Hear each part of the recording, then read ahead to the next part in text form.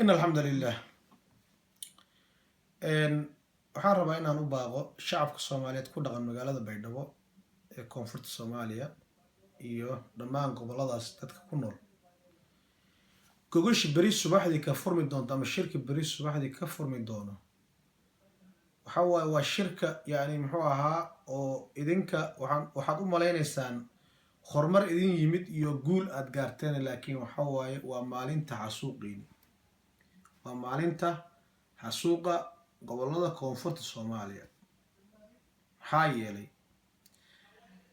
Garowe waxaa ku xareysan 43 wiil oo qaangaar ahayn oo ka soo jeeda goboladaas sidaad ogtihiin waxaa lagu xukumay dil tuugasho ah. Waxaana ku xukumay kuwa aad gogoshaad u dhigteen, kuwa qaranka sheeganayo ilaa hadda ka hadlay. Ninka la yiraahdo Cumar Cabdirashiid waa nin ka soo jeeda Puntland. Cabdiweli Gaas sidoo kale. Soomaali inteeda kala fiiriye meel dad noocaas oo kale intii la soo ururiyo lagu xareeyo miyaa jirto. Soomaali waxaa la yidhi shan ay wax u qabsataa, 5 beelood bay wax u qabsataa. 5 beelood oo Soomaaliya markii idinka ladinka reebo reer Baydhabo markii laga reebo dad kale meel ku xareysan oo dadkoodii lagu maado ay amwaalaleena leeyahay lagu been abuurnaay ayagoo waxba galabsanin horey mu aragteen ma jiro. qof walba qofkiisii wuu daba socdaa, dadkiisii shacabkiisii wuu ka warhayaa. waxaa nasiib darro amar idinkoo sidaas u dhibaataysan oo dadkaas meeshaas xabsiyadaas Puntland ay ku jiraan inaad gogol nabad aad u dhigtaan waa daciifnimo, waa dullinimo, waa dannimo xumo.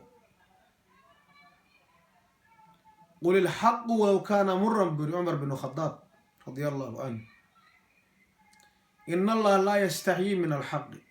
أنيقا انتي قبائل الصومالية ظلمي لغوهيو أفكي وقويه وان حضليا حالي يابا إنا يسير هذان هو فربضا ورين كان صوماليين وشيغانا يا قبيل محوقها الله meel xaq sidiisaba xaqa markii baadil u jeedo ma aamusi karo.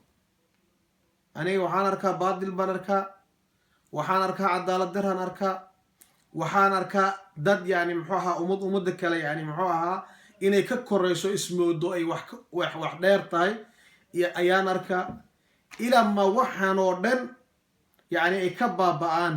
aniga waxaa afkayga u bannaan yahay inaan runta sheego. xisbigayga dangu daryeel shacab beri ka maalin haddii ciidahan reer Puntland oo la dulmayaan arko sida haddaan u hadlayaan oo hadli. hadday wax dulmaan waan ka hadlayaa. hadday koonfur galbeed wax dulmto ama ma arkino muxuu ahaa digri mirafle ay dulmi keenaan waan ka hadli. haddii ma jeerteen dulmi keeno inaan ka hadlo xagan ulay maxaa ii diidaa waan ka hadlayaa. ma garat gogoshaas waxaan leeyahay beesha caalamkan rabaa inaan u sheego war dadkan haddaad dad fiyow aad tihiin gogoshaas yaan la dhigine ku madaxaraad haddaad dad damiir le aad tihiin. waa inaadan soo dhaweynin xasan sheekh maxamuud, cumar cabdirashiid, jawaarey muxuu ahaa kuwa maamul goboleedyada khaayimiinta ah dhammaan waa inaad ku madaxaraadaan oo aad dalbataan caruurtiinoo Garowe iyo Boosaaso gaalkacyo ma arkino muxuu ahaa Puntland ay ku soo ururiyeen oo shacab iyo sheekh iyo culimada ay u midowdo caruurtaas in la laayo. sababtoo ah maalmo ka hor inaad maqasheen baan filayaa nin dhanoo ugaaska guud ama suldaanka guud ee majeerteen wuxuu yidhi dadka koonfurta ka yimid waa inay 3 maalmood iga baxaan dalkay markii naagtii muxuu ahaa oo dhudi la dhihi jiray lagu dilay magaalada Garowe. dhudina waxaa dilay in adeerkeedii baa dilay. magarat markaas waxaa lagu qaraaraya ama loo saarinaya ama dush loogu tuuraya in dadka koonfurta ka yimid naagtaas ay dileen oo la leeyahay shabaab baa dilay. naagtan in adeerkeeda dilay oo baxsaday oo wax ka dhaxeeyay ayaa nin ugaas intuu soo fariistay miidiyaha uu yiri dadka koonfurta ka yimid gaar ahaan digil mirafle waa inay ka baxaan ma arkin muxuu deegaanka Puntland. arrintaas ayada miyaynan damiir lahayn oo meel idinka gashaysan lahayn. cunsurinimo intaas gaartay haddii shacab iyo maamulkiisa ay u midoobaan shacabkaagi sidii loo gumaadi lahaa oo adigana soo dhawow jaalyal aad ku hayso waa arrin damiir xumo ah oo daciifnimo ah. dadkaas meesha ku xaraysan wax allaale wixii lagu sameeyo oo loo geysto waa inaad u geysataan shacabka yani muxuu ahaa Puntland ee ku nool koonfurta Soomaaliya. wixii ayaga kuwaas ay sameeyaan waa inaad ku samaysaan. wajazaa'u sayyi'atin sayyi'atu mithluha. ma garat waa in dariiqadii loo istaaga. dhanka kale waxaan rabaa inaan la hadlo dadka oo muxuu ahaa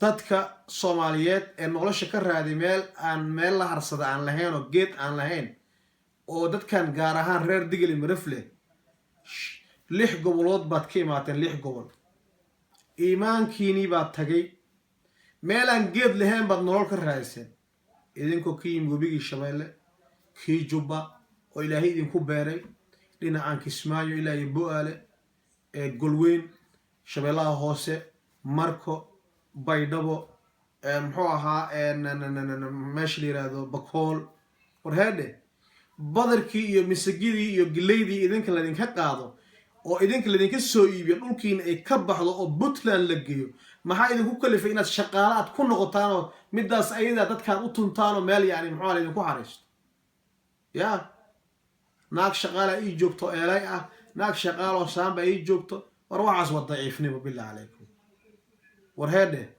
war ma arkina muxuu ahaa gobolkaas ka soo bax meeshaas meel cunsuriyada ugu weyn Soomaaliya meesha ay ka dhalatay waa Puntland si degdeg ah ugu soo bax si degdeg horeen waa idin la hadlay arrintu aysan noqonin doqonta hadday ma arkina muxuu ahaa ush agteeda ku dhufo hadday gariweed korkeeda ku dhufo horey baan idin la hadlay meeshani aan wax ka arko waxba ugu jeedaane ka soo bax goboladaas ka soo bax sidoo warqsiya badan. wassalaamu calaykum waraxmatullaahi wabarakaatuh.